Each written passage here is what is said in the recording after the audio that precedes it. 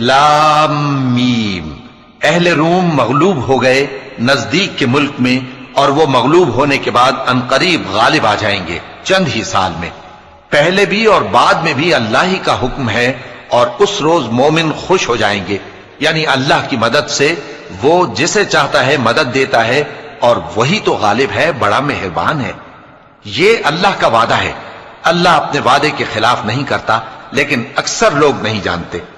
یہ لوگ دنیا کی ظاہری زندگی کو جانتے ہیں اور آخرت کی طرف سے غافل ہیں۔ کیا انہوں نے اپنے دل میں غور نہیں کیا کہ اللہ نے آسمانوں اور زمین کو اور جو کچھ ان دونوں کے درمیان ہے ان کو حکمت سے اور ایک وقت مقرر تک کے لیے پیدا کیا ہے؟ اور بہت سے لوگ اپنے پروردگار سے ملنے کے منکر ہیں۔ کیا ان لوگوں نے ملک میں سیر نہیں کی؟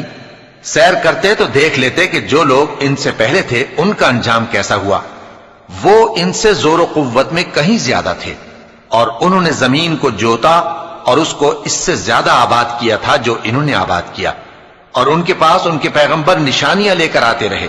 تو اللہ ایسا نہ تھا کہ ان پر ظلم کرتا، بلکہ وہی اپنے آپ پر ظلم کرتے تھے۔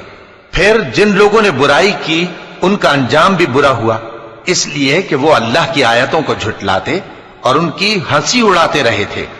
اللہ ہی خلقت کو پہلی بار پیدا کرتا ہے، پھر وہی اس کو دوبارہ پیدا کرے گا، پھر تم اسی کی طرف لوٹ کر جاؤ گے۔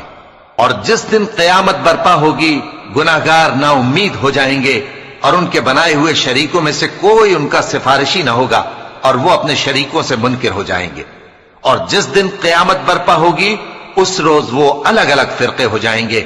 تو جو لوگ ایمان لائے اور عمل نیک کرتے رہے وہ بہشت کے باغ میں خوشحال ہوں گے، اور جنہوں نے کفر کیا اور ہماری آیتوں اور آخرت کی پیشی کو جھٹلایا وہ عذاب میں گرفتار کر کے لائے جائیں گے۔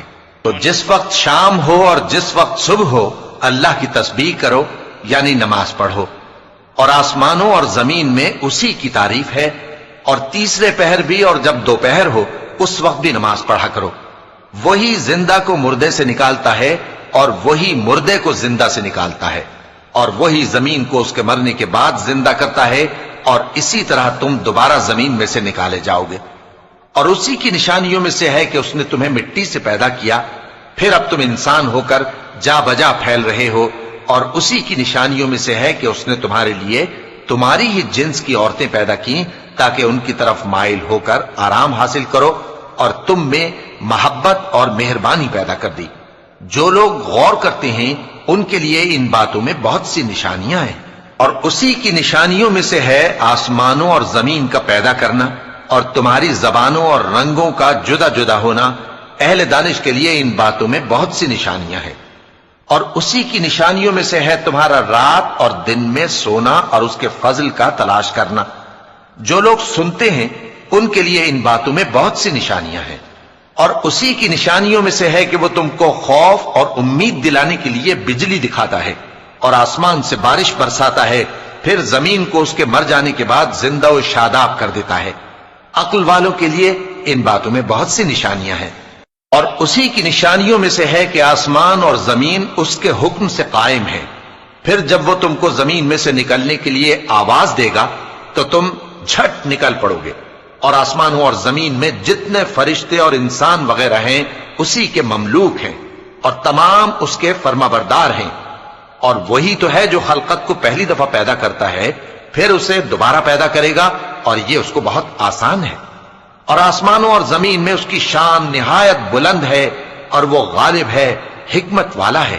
وہ تمہارے لیے تمہارے ہی حال کی ایک مثال بیان فرماتا ہے کہ بھلا جن غلاموں کے تم مالک ہو وہ اس مال میں جو ہم نے تم کو عطا فرمایا ہے تمہارے شریک ہیں، اور کیا تم اس میں ان کو اپنے برابر مالک سمجھتے ہو؟ اور کیا تم ان سے اس طرح ڈرتے ہو جس طرح اپنوں سے ڈرتے ہو؟ اس طرح ہم عقل والوں کے لیے اپنی آیتیں کھول کھول کر بیان کرتے ہیں، مگر جو ظالم ہیں وہ بے سمجھے اپنی خواہشوں کے پیچھے چلتے ہیں۔ تو جس کو اللہ گمراہ رہنے دے اسے کون ہدایت دے سکتا ہے؟ اور ان کا کوئی مددگار نہیں۔ سو تم ایک طرف کے ہو کر دین الہی پر سیدھا رخ کیے چلتے رہو، اور اللہ کی فطرت کو جس پر اس نے لوگوں کو پیدا کیا ہے اختیار کیے رہو۔ اللہ کی بنائی ہوئی فطرت میں تغیر و تبدل نہیں ہو سکتا، یہی سیدھا دین ہے۔